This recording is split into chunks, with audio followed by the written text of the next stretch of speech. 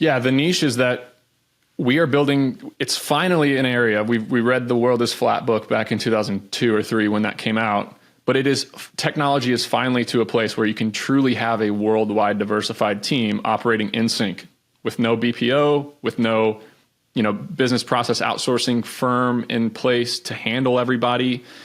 I can run a company right here from my basement in Athens, Georgia, with Slack, with Notion, with Asana, with Fathom, with G Suite. I can run a company right here with my finance department split between Cairo, Egypt, and Johannesburg, with my sales team in South Africa, with my admin back office in the Philippines, India, and Pakistan, with my developers in Eastern Europe, with my operations managers in Colombia, with my legal team in Colombia, with my HR department in Sao Paulo, Brazil.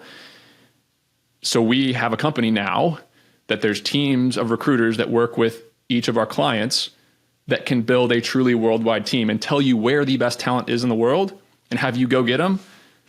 And then there's no ongoing fee. We're one of the few where they pay an upfront fee for us to find somebody. Then they own that relationship instead of paying $1,500, $2,000 a month upcharge, to handle compliance basically. So yeah, it's just much easier to build a worldwide team now. And so as a client, you've seen this firsthand with your self-storage business, and you have 50 employees there. Many of them are remote. So how does that manifest in the operational expenses? Oh, so, first of all, since I acquired, this is a very complex story, so I hope people can follow. When I acquired somewhere.com, it was called Support Shepherd. I bought somewhere.com for $400,000, changed the domain name of the company, rebranded it. That's risky. 80% of the placements were in the Philippines when I bought the company. Today, we are 40% South Africa, 40% Latin America, and less than 15% Philippines.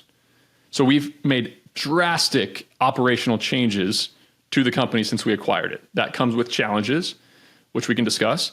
But in my own businesses, everybody thinks, and I thought for a long time, that if you want somebody to do repeatable tasks and answer the phone, hire somebody in the Philippines for $800 to $1,000 a month. We still have a ton of phenomenal Filipino employees. We're not going to ever stop hiring there, but we've had a new look at where in the world we can find very specialized talent for sales, for finance, for operations.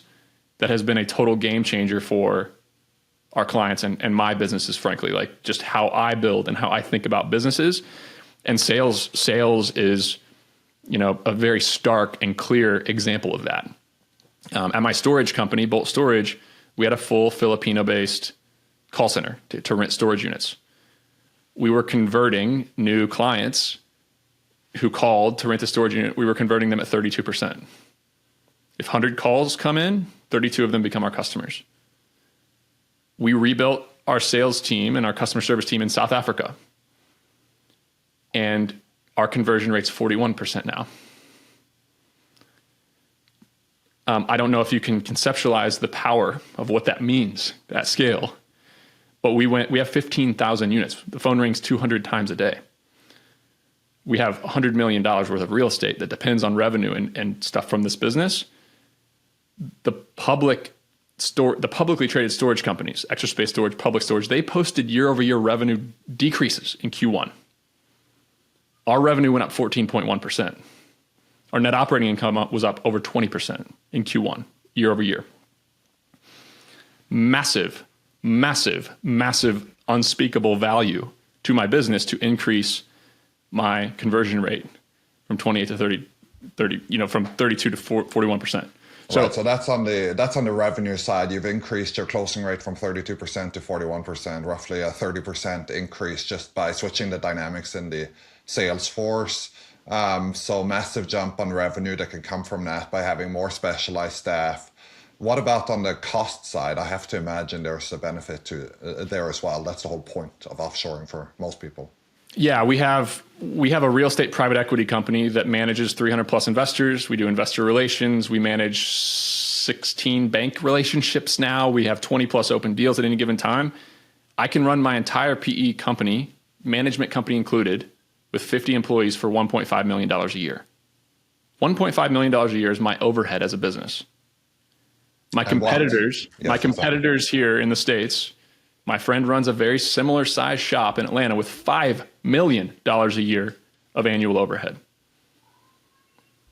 So it just decreases the risk. It allows me to hire ahead of revenue. It allows me to make a profit through really difficult times. We can talk about how difficult the last 3 years have been in the real estate business and how this frankly it saved us as operators. So 1.5 million of OPEX versus 5 million for a similar sized competitor. This is a 70% reduction in overhead. Can you elaborate on what that means for your competitiveness as a business? Yeah, I don't know. I would not be able to operate this many storage facilities with the fees I charge my deals, the management fees I charge my deals if I were hiring only Americans. I would not be able to. So yeah, it's the difference. Like we were able through the last 3 years of brutal real estate environment, we were able to toggle off management fees at 4 of our deals, turn them off. And it's fine. We're still break even or better as a management company. It's a game changer. So this is an example where because your overhead is so much lower, you can provide a lower price to your customers. You can provide a better investment prospect to your investors, and you can take home a better economic deal for yourself as a sponsor because you're putting all of this together. Yeah, and I think it goes without saying, but if I now think about hiring and building divisions of my company at a worldwide level. So I'm gonna go find an analyst in Cairo, Egypt, who can work magic in Power BI and Microsoft Excel for $700 a month because Cairo is the most affordable city in the world to live. I can find a salesperson who speaks perfect English with a smooth British accent for $2,000 a month. For account executive, $200,000 a year US equivalent, right? Operations talent, legal assistants for $1,500 a month in Bogota, Colombia. It's developers in Eastern Europe for $3,000, $4,000, $5,000 a month when you're paying $200,000 in the United States. It's my ace in my back pocket when I acquire companies and when I build my businesses. Does it also drive what kind of businesses that you will buy and start in the future? I think it does. Yes, I'm invested in a pest control business. They didn't do 24/7 customer service. They didn't have trained salespeople with a sales focus on their phones. We're running the same plays. We're running the same plays at every business. Ari Koseg, we're hiring aggressively for sales talent in South Africa.